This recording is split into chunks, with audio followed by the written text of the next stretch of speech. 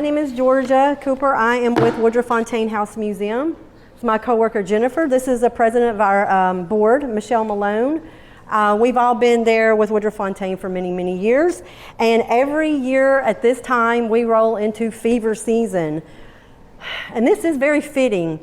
Hot, humid, sticky, and mosquitoes are swarming. Since I've been in this church, I've gotten 4 mosquito bites. That's more than I've gotten all summer in Memphis. So anyway, before I begin the fever presentation, we have Michelle on a video that just gives y'all a little bit of information about the Woodruff-Fontaine House. And in case any of you have never heard of it, we are a historic property that was saved from demolition back in the 1960s.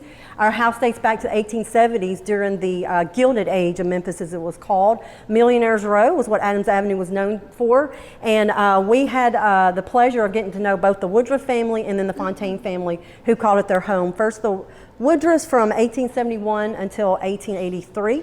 The Fontaines stepped in 1883, and they were there the longest till the end of the 1920s, 1928. So they made it into the 20th century. So every day we get to tell their stories, and of course we talk about our families. We also talk about Memphis history. We can't talk about Memphis history without talking about yellow fever of 1878 primarily, because of the way it changed our path forever. And Philip's kind of right, we can't blame Grenada. That was another small town in the Mid-South that was getting hammered by people probably escaping from Memphis during the 1878, right around this time, 1878. This time of year, August, what are we on the 19th, 20th? It was bad. It was worse than they probably ever imagined. But before we go into all the gory details, we'll play this little video, unless Michelle just wants to get up and recite the video or mime along with it. Because this has been what, 2 years? Is this 2 years since this video was made? It was last year. Oh, it was last year. I remember I don't remember. Time means nothing to me. Okay. Here we go. Everybody, standing ovation, please.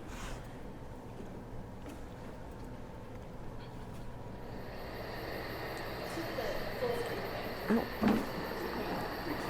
never mind. Man.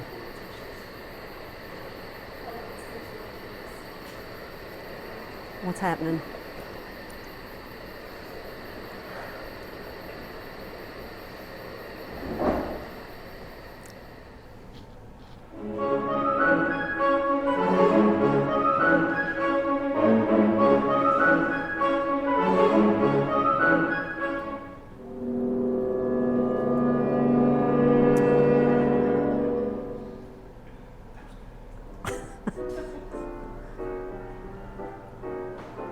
Ooh, pretty.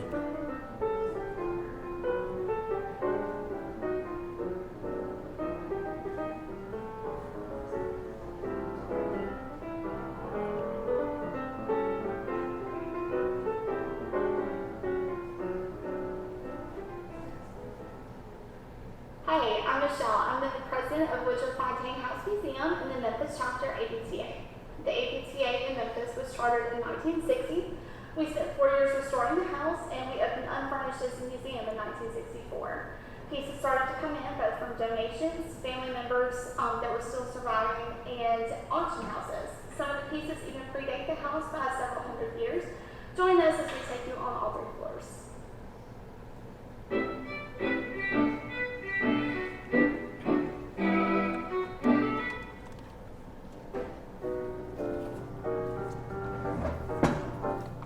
The foyer, or the central hall, of the main floor in a Victorian mansion was frequently a beautifully appointed entry room specifically designed to impress visitors. It provided a place for the guests to sit while they awaited their host's appearance.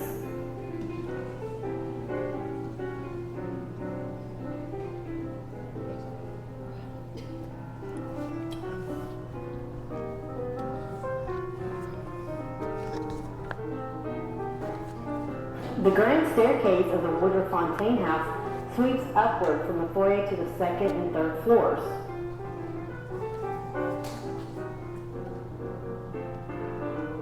All components of this wonderful stairwell are original, with the exception of the newel post.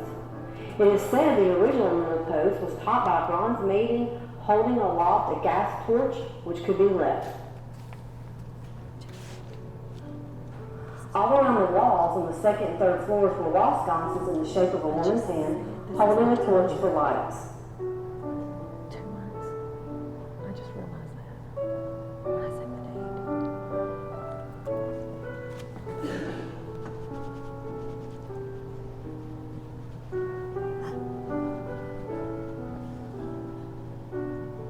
Let's talk about the proper parlor, the Victorian parlor, the design masterpiece of the 19th century home. It conveyed social standing and appreciation of culture. Opulent upholstered furnishings such as fringed pillows and ornate tea service combined to pay tribute to the Gilded Age. The large parlor in the Woodruff-Fontaine house, sometimes referred to as the ballroom, served not only as a formal drawing room, it was the room for lavish galas that were given by both the Woodruff family and the Fontaine families. The parlor should be the room of all others in which good taste should be everywhere apparent. The walls will be pleasant with objects to look upon, not dreary blanks of white plaster, and all arrangements of the room should be home-like, with ornaments, books, flowers, not arranged for show merely, but for the pleasant study, recreation, or conversation.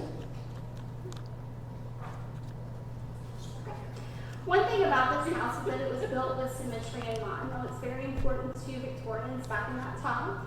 So when the house was restored, they knew these 3 doors were here. You had one door that went to the music room and one door that went to the porch, and they didn't know where this door went to. So they came and got it opened up. And it was signed by the people who built the house. It goes nowhere. It was built purely to maintain the symmetry of the front hall.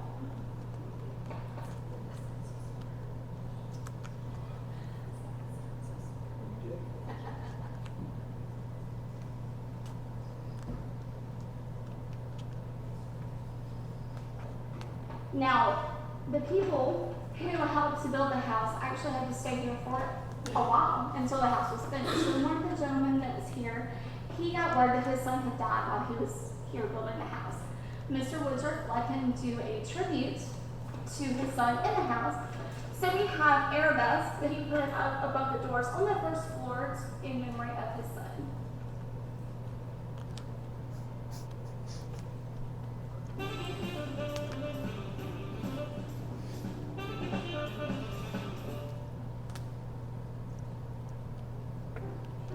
On the second floor of this beautiful mansion, we're going to talk about the Victorian bedroom.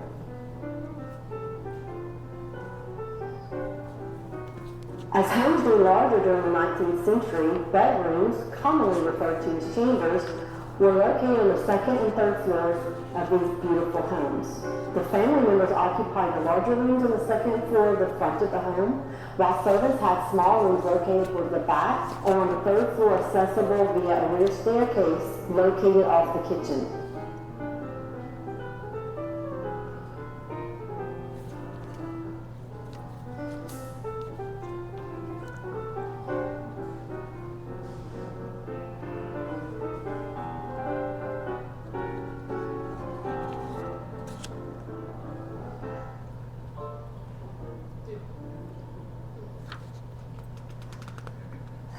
Now let's talk about an unmentionable, the Victorian bathroom.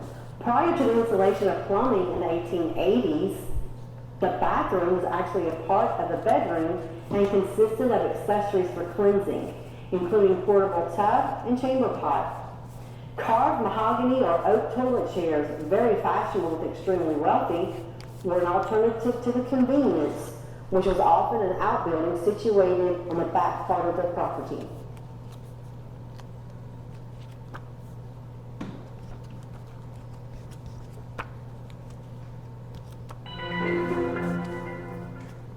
One of the things that we have here is a painting called Foreman on a Corner.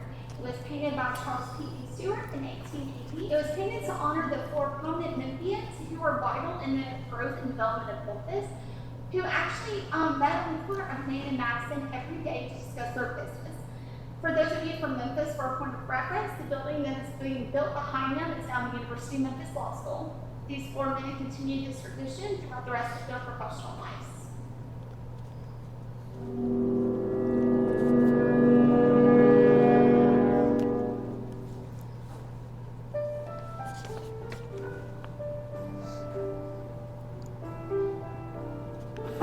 floor of the Woodruff-Fontaine mansion, you will see more bedrooms and an office we refer to as sometimes Elliot's office or the tower office.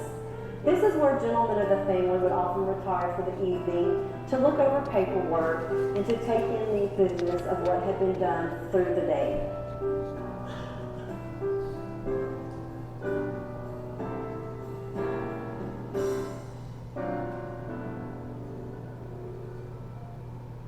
So we're now in the right room, which is located on the 3rd floor of the mansion. We call it the right room due to the bequest that we received from Luke Eldridge Wright. It's the largest bequest ABTA has ever received. Luke Eldridge Wright was instrumental in the restoration of this mansion back in the 60s. He is also the great-great-grandson of Archibald Wright, who is pictured in the 4-minute corner painting downstairs. Let's talk about the tower. On the 3rd floor, you'll see a secondary staircase that seemingly leads to nowhere. Once you open the door, you see more and more steps. These are what we refer to as the steps to the tower.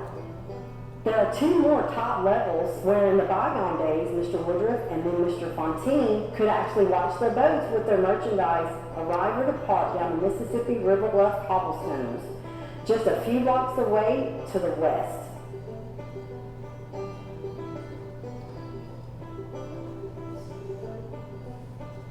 At that time, of course, the trees were younger and smaller, and downtown buildings were not built as tall as they are now, so there was a nice vantage point in which the gentleman could see the flow of the Mississippi River traffic.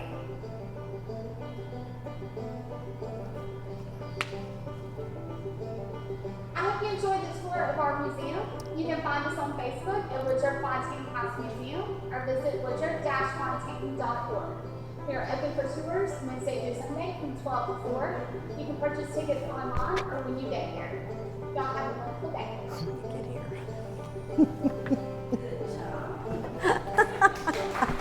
When did you get here? Okay. So everyone, you have to take just a short drive to Memphis to come see this beautiful museum. Can we switch it to the other? You want to switch sides? But we would love to have you. We're open for tours from Wednesday to Sunday daily. Jennifer and I run the place. I noticed in the video that it was fever season last year when we were filming this. I forgot about that. See, time means nothing to me anymore. It just happens. So anyway, right now we are in full fever at the mansion. Soon we will be going into Victorian mourning, which is macabrely one of our most favorites and popular exhibits. After all this death and dismay from the fever, well then what next? It's of course you properly mourn your lost loved ones. So starting in September around the 20th, 21st, the mansion will be draped in black, and we'll talk all about the extensive Victorian ritual of mourning your loved ones. So right now we're going to go into Yellow Jack. Philip will tell his perspective of Holly Springs. Memphis, it's gone down on record as the largest epidemic of that proportion of yellow fever in North America. Now, yellow fever is still alive and well in parts of South America and Africa, sadly. Fortunately, we here, most of us walking around have a vaccine that keeps us protected. Most of us don't even know we have that vaccine. It's just something they pop onto us when we're babies. But it keeps us protected from the awful, awful effects of yellow fever, and it is not pretty. So we'll go through this slideshow, and I'm going to, now see, I talk about fever all the time, but I want to be real precise with you folks, so I'm going to read along so I can be professional because it's just important that I convey, because when I'm at work and I'll just start blah, blah, blah, blah, blah, blah, blah to people, and I kind of want to be a little more professional. I think I've just, I know, think they noticed. Think they noticed I said 50,000 a minute ago and just 6,000 now? Okay. So we are ready to go. I've got my handy dandy slide glider over here. Yeah. I said I can't work machinery and read things.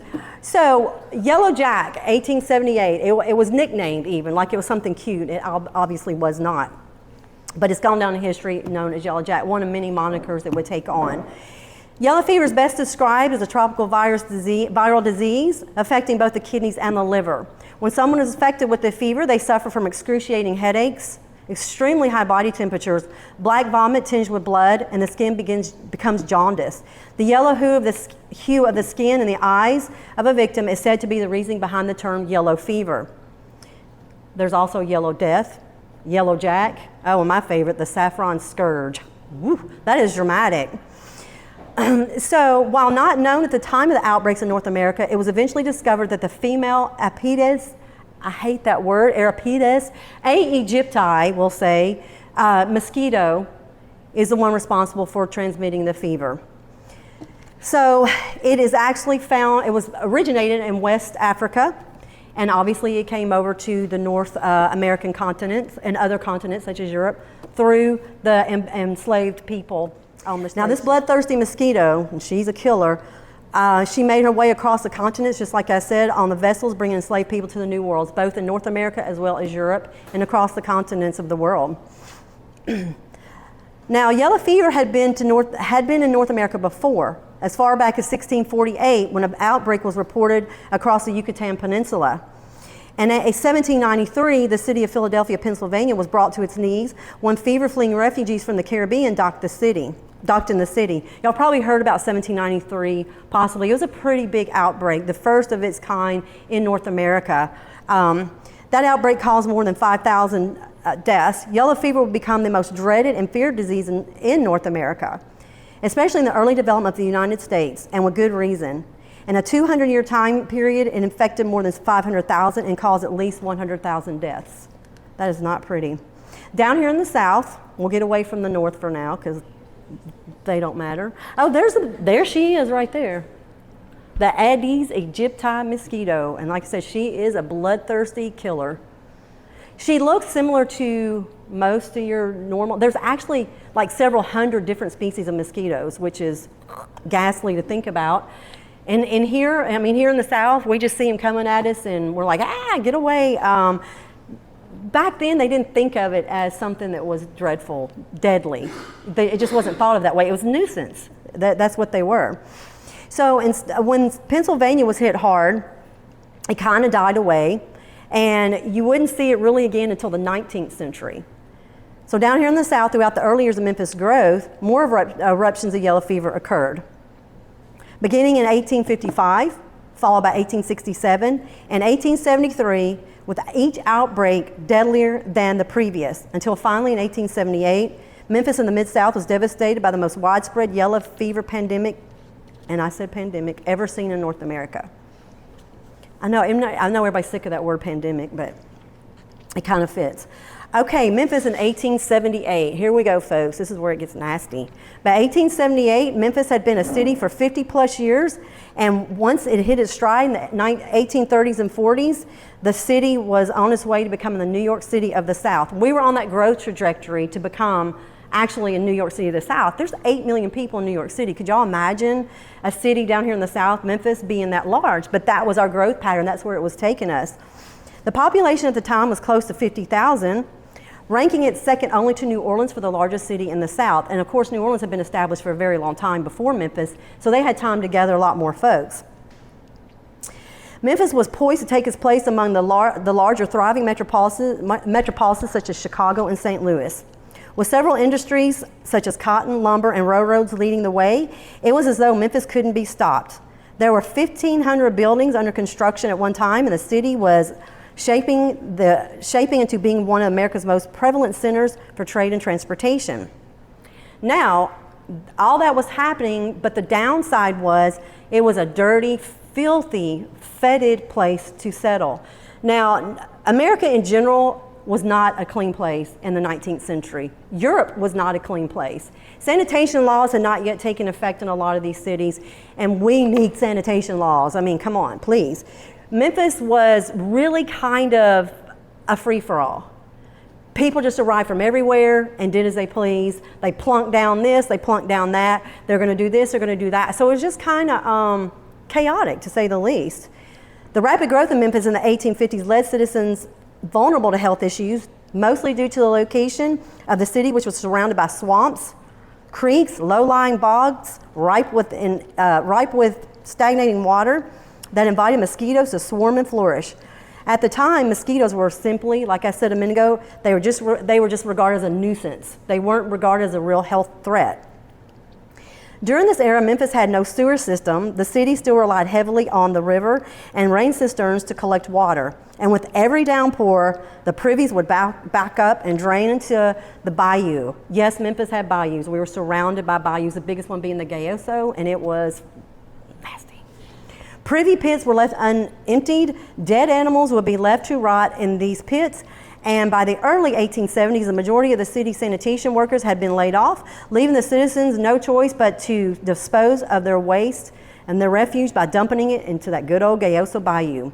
Filth left in the streets and alleyways, standing water, and human and animal waste on the streets were all conditions which made the perfect storm that enabled yellow fever to spread quickly throughout the bustling and growing metropolis of Memphis. Now, before 1878 rolled in, 1873 had been bad enough, but only 2,000 people had died. And I say only, compared to 1878, that was a cakewalk.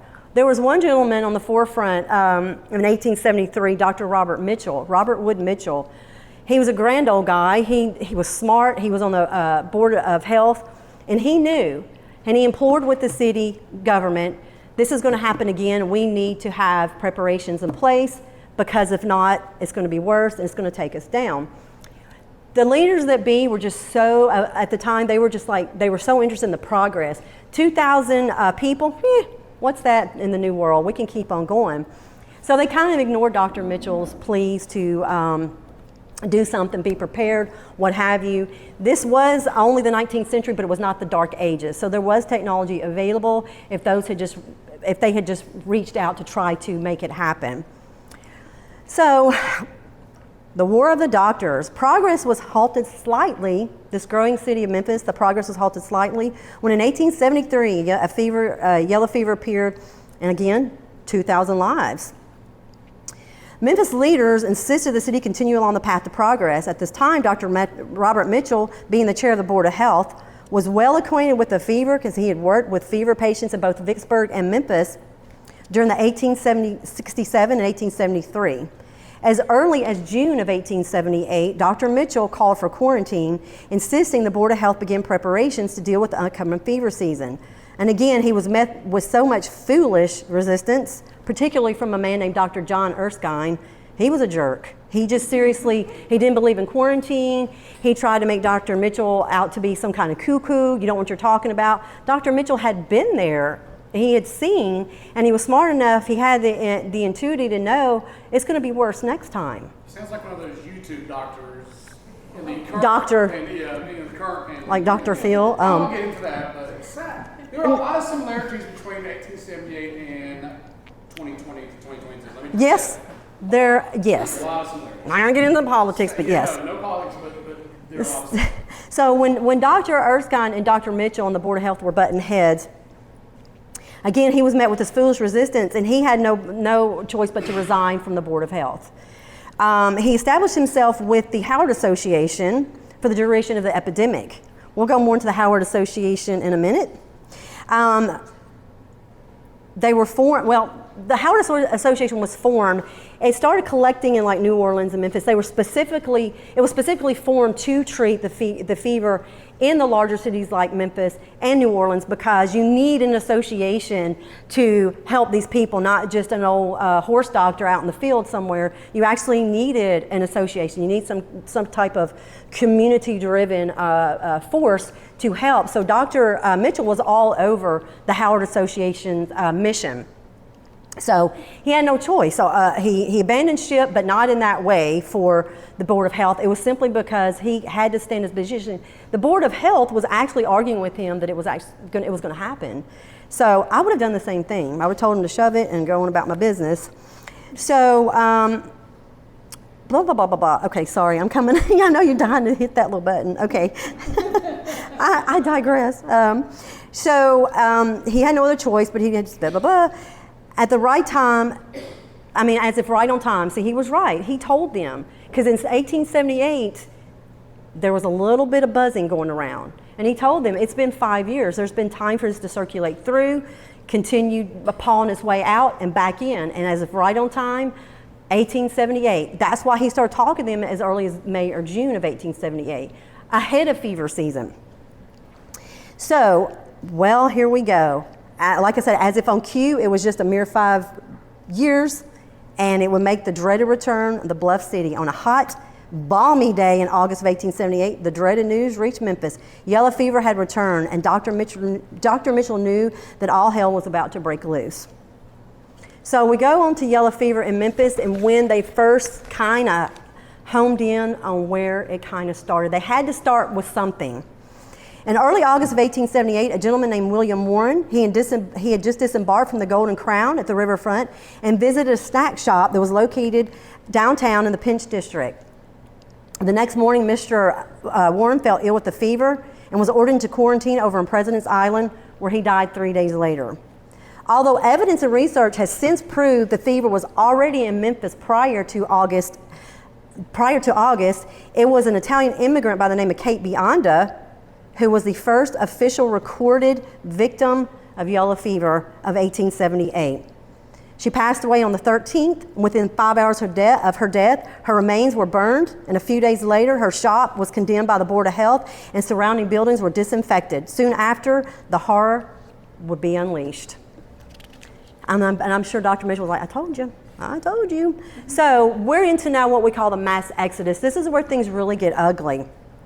As panic gripped the city, chaos erupted as citizens attempted to flee. Within days, over 25,000 people had fled Memphis. Political leaders and wealthy families were among the first to escape, of course. Fleeing so quickly that tables that had been set with silver and freshly cooked meals would be abandoned, doors of homes left wide open. Train platforms were piled high with personal belongings, and people trampled one another. Wagons and buggies filled the streets with little room to escape. It had been reported that railroads were charging as much as $35,000 per passenger. $35,000. That would be in the millions today. $35,000. However, the mass exodus continued as citizens were determined to leave Memphis no matter what. Some unsure of where they were going, and all unsure of what the future held. After the fever, their frightening exodus turned a once vibrant and booming Memphis into an empty, abandoned ghost town, surrounded in a morbid calm that would come to symbolize what was left behind: the poor, the dying, and the dead. As bewildered Memphians fled to wherever they could, they would be met with purposefully destroyed roads and bridges to prevent passage. In other words, people in these small towns, Memphis was out of all of our city borders. So people in small towns, they were like, they're not coming this way. So they would purposely destroy their own roads, their own infrastructure, their own bridges to keep people from being able to come in. That's how fervent they were that they were going to keep these fever victims from Memphis out of their small towns. I mean, I can't say that I wouldn't have been the same way. It was scary. The surrounding towns refused admittance, and shotguns were at the ready to take care of any fleeing Memphians that dared to challenge them. There were train cars full of people that would be stranded along the city with no food or no water. So people were just kind of left in there to suffocate. Inside the quarantined city of corpses. Ugh, dun, dun, dun. That sounds really awful. I know. We combine the two. Cha-cha. Inside the quarantined city of corpses. Everybody. Okay. Toward the end of August 1878, Memphis had become a city of corpses. The death toll continued to climb as September arrived, with the average count at the height of the pandemic being more than 2,000 victims a day. The stench of death could be smelled for miles outside the city limits, despite lime coating the city streets. Main Street was lined with freshly made coffins, and death wagons would often clatter by in pairs. One wagon of empty coffins, the other full of fever victims. Citizens began placing pieces of wood painted yellow to indicate the fever was present, while black pieces of wood were hung on the porches of the deceased. Markings on the signs would indicate the dimensions of the victims. A team of 6 horses would carry a wagon through the city blocks. "Bring out your dead," would be announced by the driver as the wagon made its way. Undertakers were paid $5 for adult corpses and $3 for a child. Often it would take an undertaker as long as 2 days to pick up bodies, and the families were forced to prepare their own loved ones for burial. everywhere the fever was ever present. That's kind of redundant. Sorry, I was like, okay. The fever was ever present. Victims fell dead in parks, on the streets alone, or or in their houses alone. Often those who died alone were not found until the sweltering heat picked up the scent of death coming from their vicinity. A local publication stated, some found in a state little better than a puddle, this is so gross, I'm sorry, and then a lot of bones in a puddle of green water. Oh, that's just awful. Small children were often found sick in the same bed as their deceased parents, and more than one report were of infants found still trying to nurse at the breast of their dead mother. The Citizens Relief Committee arranged patrols to locate bodies by report or smell or by the telltale signs of the buzzard circling the prey. It's awful. Told you I was going to get a little graphic. Now let's go into Elmwood Cemetery. If none of y'all have ever been to Elmwood Cemetery, y'all come to Memphis, see our place, then go into Elmwood. It is remarkably historic. It's a beautiful, peaceful place, but it contains no man's land. It was kind of like a trench, a war trench situation with the fever.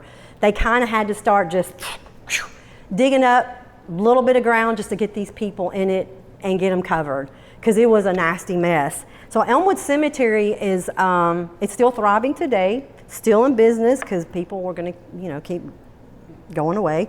But our Fontaines and our Woodruffs are both buried there, and Elmwood has a special place for us, for Memphis historians, for the citizens of Memphis in general, and one of those being here with the yellow fever victims.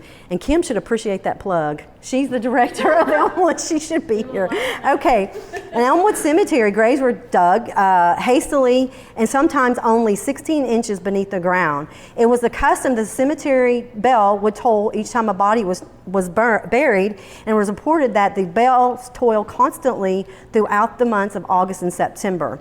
Today, when you visit Elmwood, in the middle of a large peaceful ground, there is a vacant grassy plain, not adorned with tombs, headstones, or crumbling concrete, just a sun-washed and treeless patch of grass known as no man's land, where 1,500 unidentified bodies are buried. Unidentified bodies. And these were supposed to be like families that were living in our city. That's what was thought. Family friendly, bring them all, bring one, bring all. But these are 15 unidentified people that were buried in Elmwood. Don't know if they'll ever be identified. We'll just call them, we'll call them Yellow Jack victims, okay. So now we're going to talk a little bit about the relief from the fever. There were doctors on hand, but more than half the doctors that were there to take care of patients, they died themselves. Nurses were dropping in droves. Sorry, Michelle, you nurse. But it was not pretty for anybody. And like this pandemic, didn't really show any favoritism. It just kind of tore through the city. Now, the relief, you could call it relief. There was no cure, as we know. Mosquitoes have to go away before there's a cure for most of the world's diseases, and they're not going away, unfortunately. Now, if there was any kind of relief, what they would probably do was castor oil. Castor oil is still used today for various things, but it was given to patients to force the kidneys and the intestines to function properly again. That was key to get the waste flowing through the person's body instead of clogging up and kind of bursting out of the seams everywhere. I know that's gross. I keep getting gross. I'm sorry. Sponges would be soaked in iced whiskey, and they would be given a sponge bath with whiskey, as cold as it could be. Champagne was used to help bring down fevers. That is a horrible waste of champagne. There was a drug called laudanum, which was presented for the pain. The pain would be a significant part of the suffering. It wasn't just a migraine. It wasn't just, ouch, my tummy hurts. It was unbelievable, twisted, tormented pain. One of our books we are selling here, The American Plague, written by a local author from Memphis, Molly Caldwell Crosby. She gets really explicit about some of the graphic symptoms. One of those being a person's fever could get so high, their intestines would literally cook inside their bodies. I know that sounds awful. Again, black vomit was also copiously coming out of orifices, so it was not pretty. So can you take castor oil and fix that? No, you cannot. Nor can you take laudanum, but they were trying to do whatever they could. They were desperate. Calomel, which is an irritant drug, was given to aid in emptying the bowels, which would then be followed by a foot bath and a forced perspiration within, wait, for 12 hours. Isn't that how they would do it? They would force them to kind of sweat this stuff out for up to 12 to 16 hours. Again, the sponge bath of whiskey and cold water would be administered until the patient's temperature dropped below 102. 102 is still a fairly dangerous fever, but when you're up there in the 105s heading up towards, higher, 102 was a relief. Patients would be served a bland diet. This is if you're living, right? If you're surviving, if you're recuperating. They would be served a bland diet which consisted of milk, lime water, or broth.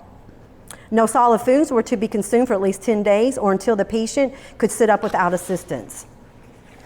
Just awful. Now, when we're talking about the relief, and we're talking about some of the relief givers, not just the medicinals they use, but some of the people that were here hands-on at their own detriment, that just felt it their call to help in the suffering as much as they could. One of those was a Dr. William J. Armstrong. As you can see right here, he served as a surgeon in the Civil War, and he was around the 1873 yellow fever epidemic. He, like Dr. Mitchell, saw too closely how the suffering had taken hold. Now, he and Dr. Mitchell were both in the Howard Association. The Cathedral District was near his office. He was in the hot zone, basically. He routinely wrote letters to his wife, so we do have first account descriptions from Dr. Armstrong where he wrote to his wife almost daily until, guess what, he succumbed to the fever. He died in 1878 on September 20th. September 20th is when it was really getting started. Well, it had been geared up for a couple of weeks now, so he died at the height, and there was more than likely, most people that caught it in that September time frame probably did not do too well. Dr. Armstrong wasn't an old man, but he wasn't young enough to be strong enough to fight it off. And he probably had a bit of fever from 1873 that may have existed in his body up until now. Now we're going to go to Sister Constance. Sister Constance, and we have Sister Constance in our mansion right now. My coworker Jennifer does a beautiful rendition of Sister Constance on one of our mannequins. It looks like the real thing. She's a nun, but don't be scared when you come to see her because she's not scary. She is she comes in good graces. Our nuns are active in yours. They kind of are. I noticed that. And sometimes, and there have been so many movies giving nuns bad names, and sometimes our people walk to our museum, they're like, "Oh my gosh, it's a nun." It's like, what? Is she there? Her portrait is there. Who actually is? She's there. She's a mannequin. Jennifer just makes her look identical to that. Sans the face. She has no face. I was trying to plug Jennifer her wily ways of fashioning our mannequins. You just have to come and see. I wish we had photographs. Okay. But anyway, so Sister Constance, throughout the epidemic, Sister Constance and the three sisters of St. Mary's took in orphan children. They made house calls, supplied groceries, and aided doctors and undertakers with the carrying and burying of the dead. That was not easy. That was not easy. There was not a lot of people left to do this. Most of the doctors were dead at this point. Most of the people that were assisting with the undertaking had no idea how to do this. So when the four sisters were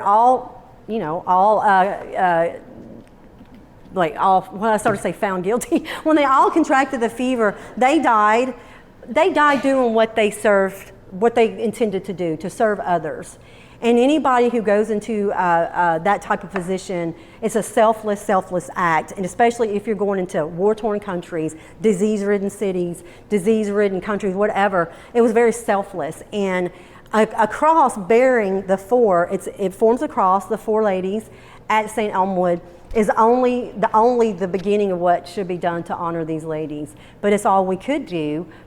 Other than now, what we do is spread their word, spread their message, let them know their selfless acts. The grave marker at Elmwood is a good start, but we have to continue the message and act as though we know what it's like to be selfless. Do we really? So, where are we now? Annie Cook. Annie Cook. Oh, yeah. Annie Cook, she was, gasp, she was a very, very successful madam. She ran the house, the city's most upscale brothel, the Mansion House. This is where all the well-to-do gentlemen would come and visit the ladies, and she ran a very above board brothel. Now, brothels were legal in Memphis at one time.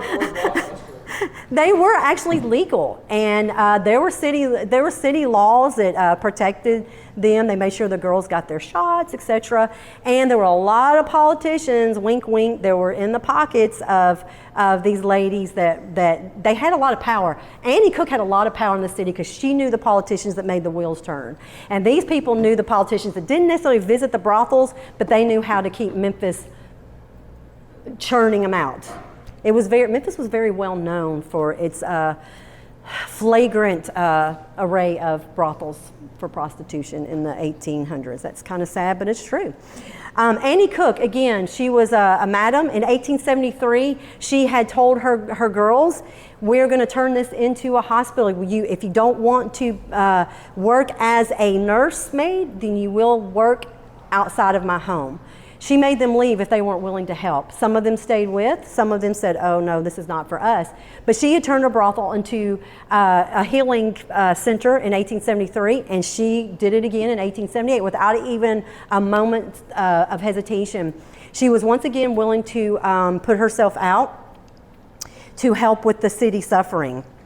Now, the thing about Annie Cook, nobody really even knows the origins of Annie Cook. They think maybe she was German descent. They don't know. Annie Cook was not her real name.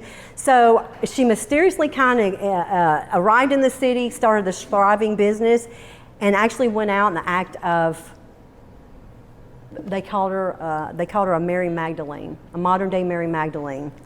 So, I'm sorry, did I just hit you or did you hit me? Okay. So sadly, Annie Cook passed away herself in 1878. She continuously helped with the victims until she herself contracted the fever.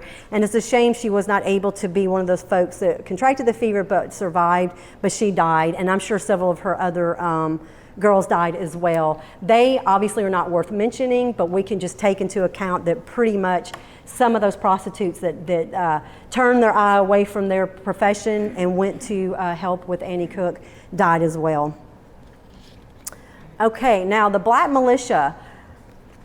One of the things about the yellow fever epidemic of 1878 that was kind of different in other aspects of plagues, the black population in Memphis, and we had a very large black population then, they weren't seeming, they were contracting the fever in large doses, but they were recovering very quickly, or their symptoms were yay to none.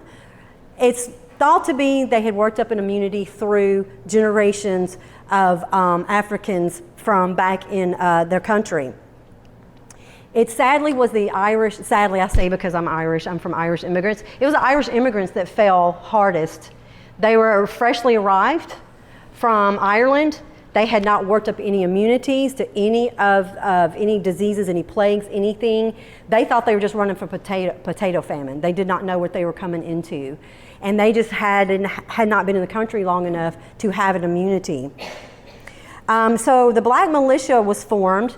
The black militia helped to bring chaos into a really unruly city. We talked about the mass exodus. We talked about the chaos on the train platforms, the chaos at the borders of the city. Somebody had to do this. Somebody had to keep these people in line and make sure that not everyone died in a shootout or, beaten to death over rights to get in or out of the city. So that's where the black militia stepped up. They had, like I said, they had contracted the fever in large numbers, but they were able to overcome quicker. And the first time in Memphis history, they were stepping into powers of position such as patrolmen, fire brigade. City services still had to continue to thrive and work so the city would not collapse in on itself. And these black citizens were the ones that stepped up. They were digging ditches, they were burying folks, they were taking up arms to ward off any people that are trying to do harm, create riots, etc. So the grave digging, oh my goodness, the grave digging. Could you imagine the grave digging in that situation? So the black militia was extremely important. The black community played a vital role in not only us surviving the fever, but also rebuilding the city of Memphis following the fever. Now let's get a little bit into the politics of things. Some say it was gradually exaggerated. Some power positions say it was greatly exaggerated. Now, unfortunately, Memphis had earned a reputation as an unscrupulous city run by crooked and immoral politicians, and the press could not wait to just scathe. They could be harsh to the suffering of the city. Sayings like, "Retribution is at hand," "Burn it to the ground," were printed in newspapers across the country. And the indifference of then President Rutherford B. Hayes served to worsen the epidemic as national relief was slow to arrive. After Memphis Mayor John Flippin, an Irishman, wired asking for emergency assistance, President Hayes responded with a personal letter stating, "I suspect the Memphis sorrow is greatly exaggerated by the panic-stricken people." He took the time to write a personal letter. Well, bless him. Thanks, Mark. I know, so... Not much changes. In actuality, the 1878 yellow fever epidemic has gone down in history as one of the worst See,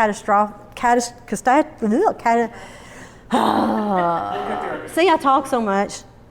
Catastrophic, thank you.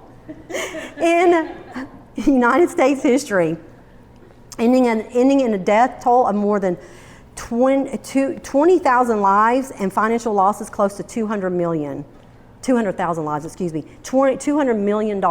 Memphis itself was about $25 million bankrupt after fever swept through. The city of Nashville, love them, hate them, can't stand them, love them.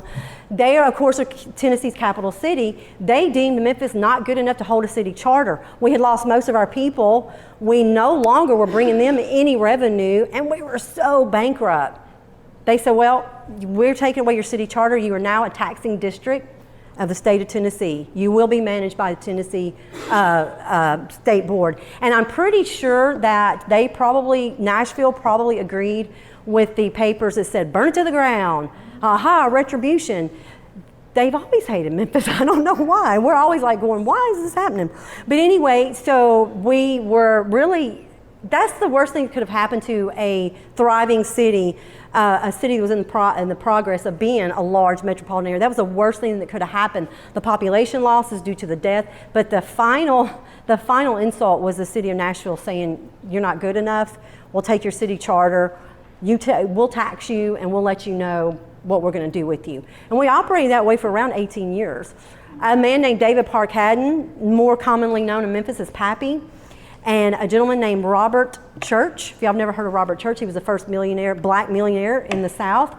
Those two, with Mr. Church's money, went to the city of Nashville. It is said that Robert Church ponied up $1,000 to $2,000, possibly as much as $5,000 to get our city charter back.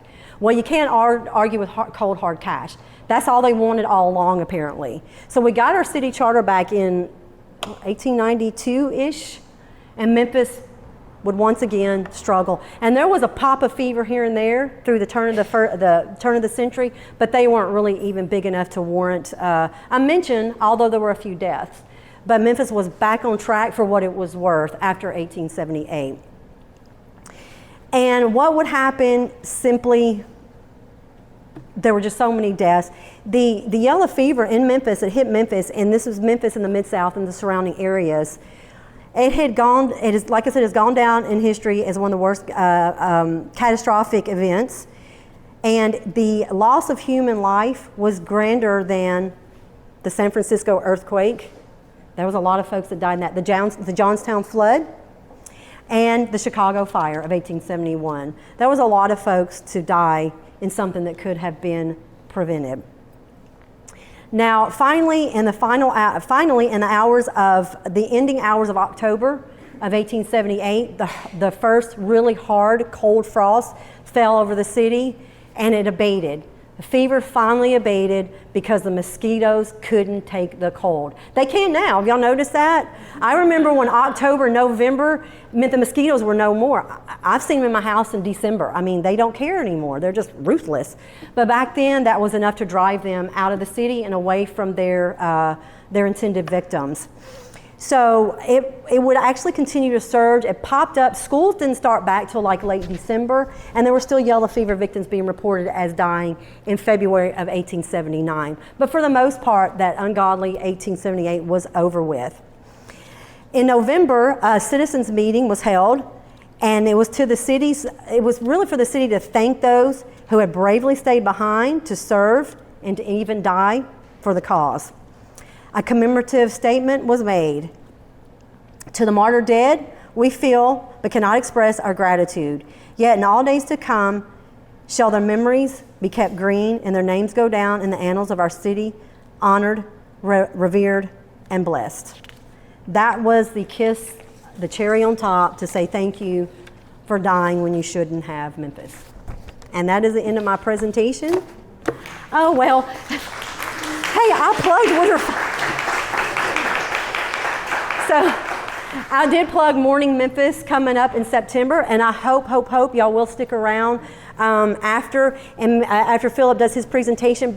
Take some of our brochures, look through our notebook that has some of our wonderful photographs depicting some of our best scenes in the mansion. And we have some books for sale about the fever as well. And Morning Memphis starts in September of this year, almost at 1878. Let's not go back, please. So if y'all have any questions. If you have any questions, Ooh.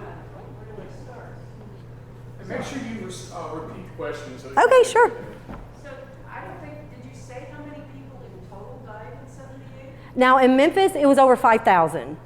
They estimated a little over 5,000, but they said that it could have been more like 6,000 to 7,000. But when you take it on the ratio of those are the people that didn't get out, you know. So they put it around right over 5,000, but historians say no, it would have greatly been closer to 6,000, maybe 7,000. in a month, right? In a couple of months. The first case of Miss Bionda, again, was September 13th of 78, and we can earmark that, or Mr. Warren's departure from the world 3 days earlier. We can earmark that through the end of October as the time frame. So 2.5 months, it was maybe close to 7,000 folks. How many people were left in Memphis after? How many people were left in Memphis? Well, it kind of differs. Again, we were close to 50,000 at the outset of 78. When all was said and done, when you take into account the people that fled, the people that died, and the people that, some people came back, some did not. So we landed somewhere around, at one point, 17 to 19,000, but a large percentage of those had the fever. So there would be even more that would either leave or die. And they said some, possibly as low as 9,000 would have been the people that kind of stuck it out, that either recovered from the fever or never fell to the fever and were determined to stick it out. So the numbers plummeted drastically in a very short space of time. Yes? So then what happened? Did they do anything to alleviate the virus situation? What did they do to alleviate the virus situation is what she asked. It was not even known until the end of the century that mosquitoes were the cause. Dr. Walter Reed, I know y'all have heard of Dr. Walter Reed, famous. He's a Southern boy from North Carolina. He was really determined to get to the root of what was causing this. You know what? Today, I think we'd kind of be like, let's see. There's a puddle of water. There's mosquitoes. I'm getting bitten. She got bit. She's falling ill over there. Let's put these building blocks together. But it wasn't so simple then. There were a lot of different. Let me interject. It was actually a Cuban, and he's French Cuban. This is not just in right. No, it's not. There was a Cuban that actually figured out it was a mosquito, and he was laughed out of the medical thing. So then in the Spanish American War, soldiers were dying, so Walter Reed came in. That's true. And a bunch of them decided, okay, so then they started isolating. But they were already in Louisiana, which is where a lot of this is coming from. Right. because it was the slaves. Yeah, this 1807, this that's why particular. there's a break in Mhm. 19th century, 18th century to 19th century, and then fruit takes up later. And they come over with the. And they come over with fruit. And yes, Louisiana was quarantined, but some people were quarantined. So if you don't quarantine, then you bring the. And the gentleman, William Warren, had come upriver from New Orleans. The fever always would land in New Orleans first. Obviously, it's the Gulf. It's closer. This particular strain of 1878 did come from Cuba. It came from Cuba. It migrated its way around. But it originated in South Africa, and it was coming with the enslaved people on the boats. And like she said, the fruit, I mean, every time they would bring more people or more products, that caused the mosquitoes to really buzz, and get happy, and they just floated right along. So. But Memphis didn't do anything to the waterways or anything like that. Now, eventually, before it was discovered that the fever was originating from mosquitoes, Pappy, David Park Haddon, that I just mentioned, he went to work as a sanitation expert, if you will, and started going through and saying, no, clean this up. You can't throw your animal feces and remains out into the city. No, Chicago was one of the worst. Chicago was a slaughter city, and their carcasses laid in the streets for days and weeks. America, like I said earlier, was a filthy city. Here in Memphis, or there in Memphis, excuse me, right in Memphis in the Mid-South, David Park Haddon was really not solely responsible, but he knew the cities had to clean up. Could he do anything else about neighboring cities? No. But could he do something about Memphis? Yes. So he started sending out inspectors.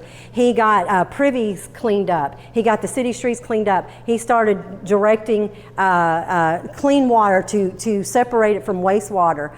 Soon after, other large cities around the United States started following Memphis's protocol.